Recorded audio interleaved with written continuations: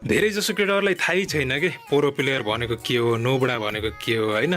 जुन मान्छे कस्टममा गएर वान ट्याप हान्छ त्यो प्रो प्लेयर, जसले चाहिँ बडी सर्ट हान्छ त्यो चाहिँ नोबडा रे, बट रे।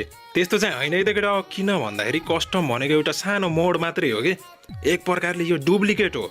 किन भन्दाखेरि यसमा कस्टममा चाहिँ के हुन्छ केटा, अनलिमिटेड वाल हुन्छ, तिमीले 1000वटा वाल लगाउन पनि पाउँछौ कि।